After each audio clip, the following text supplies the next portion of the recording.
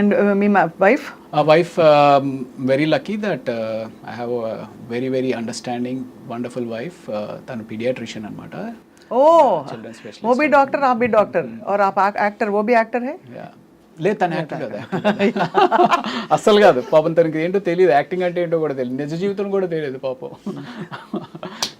Yeah so she that's great. So arrange marriage. Arrange marriage. Next question would be that.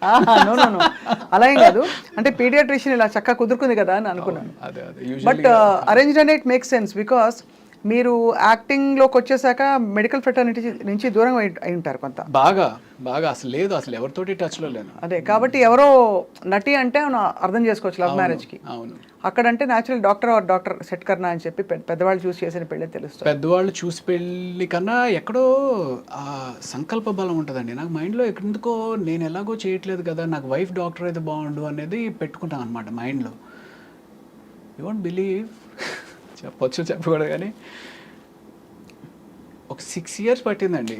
అంటే నువ్వు cinema వదిలే మా అమ్మాయిని ఇస్తాం, మీరు సినిమా వదిలేసేస్తే మాకు పర్వాలేదని మేము చేసుకుంటాం. వాళ్ళ అమ్మ వాళ్ళ వీళ్ళు కాదు, ఇలాగ సంబంధాలు అలా అలా అలా పాపం తన అమాయకురాలు ఎలా ఇరుక్కుపోయింది సినిమా వాళ్ళతోటి.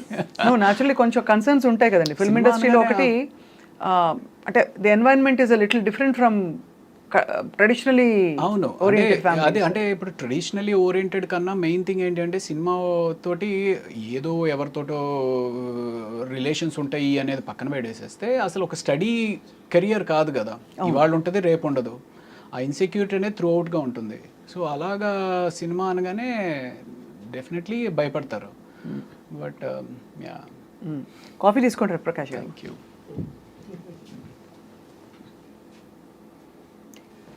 Okay, thank you.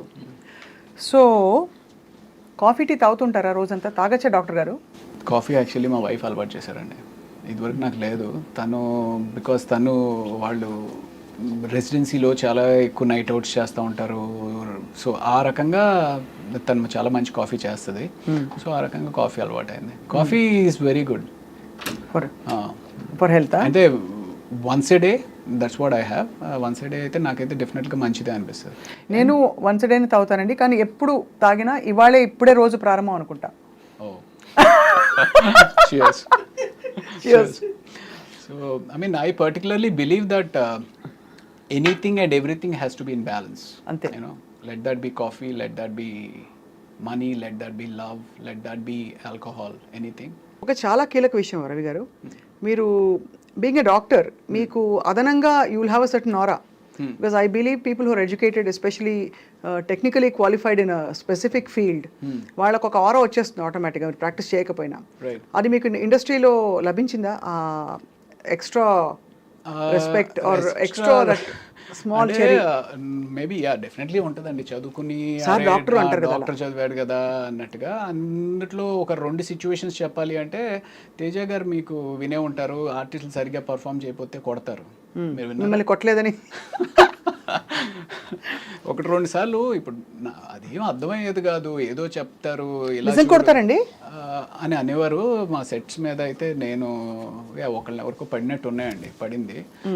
సో అయితే నాకు ఇలా ఒకసారి ఎప్పుడో అన్నారనమాట, డాక్టర్ వైపే బతికిపోయావా నువ్వు అని చెప్పి. సో అక్కడ ఒక చోట కాపాడింది, అంటే అక్కడ గౌరవం నిలబడింది. తర్వాత ఫైట్ మాస్టర్ కనల్ కన్నన్ అని చెప్పి ఒక అతను ఉన్నాడండి, చాలా అప్పట్లో ఫేమస్, 2003, 2004.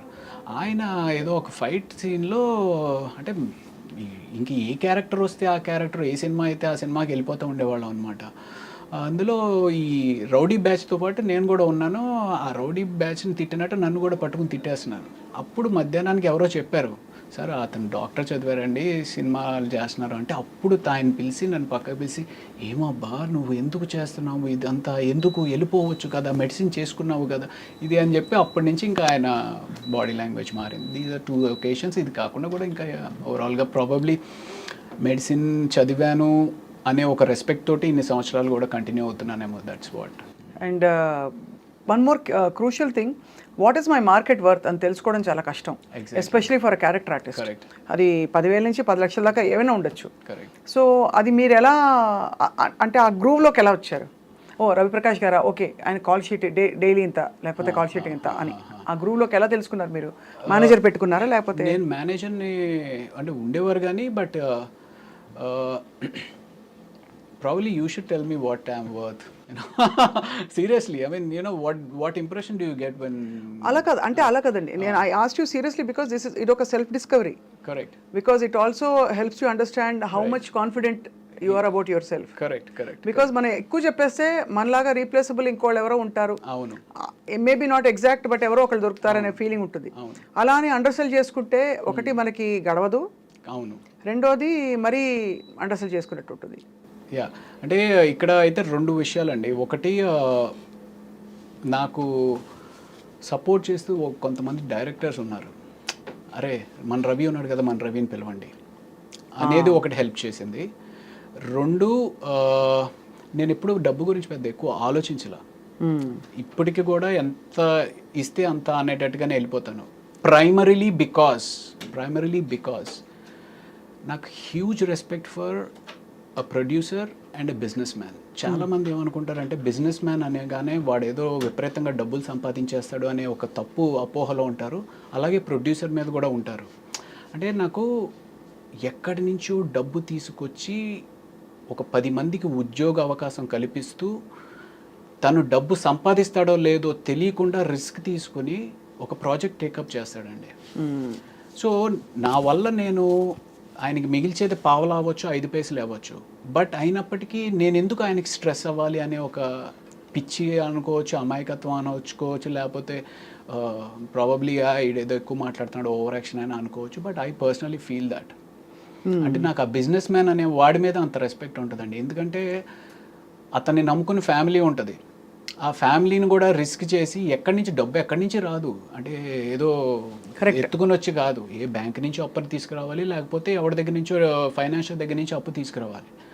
అలాంటి తీసుకొచ్చిన ప్రొడ్యూసర్కి మనం ఎంతో కొంత చిన్నపాటి అనేది, సరే సార్ మీరు ఎప్పుడైతే అప్పుడు ఇవ్వండి సార్ అంతే.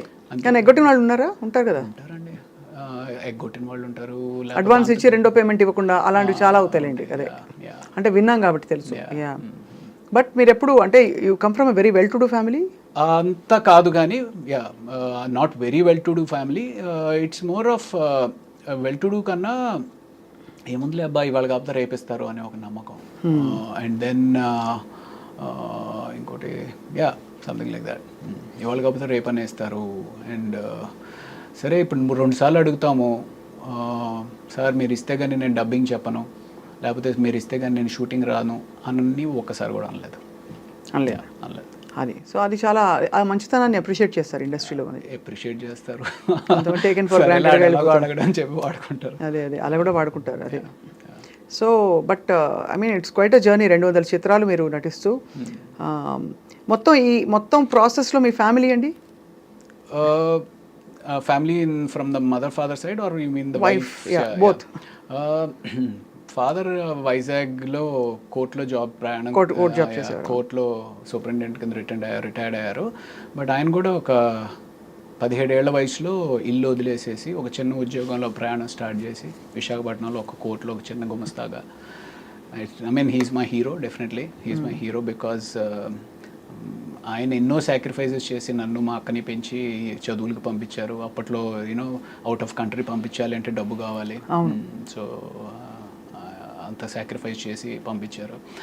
అండ్ యా, మా అమ్మ ఏమో ఎప్పుడు she is a very orthodox lady, ఎప్పుడు పూజలు చేసుకుంటూ ఉంటుంది. ఎప్పుడైనా సరే మా వాడు ఇంకా పైకి రావాలి అని చెప్పి పూజలు చేస్తూ ప్రార్థిస్తూ ఉంటుంది.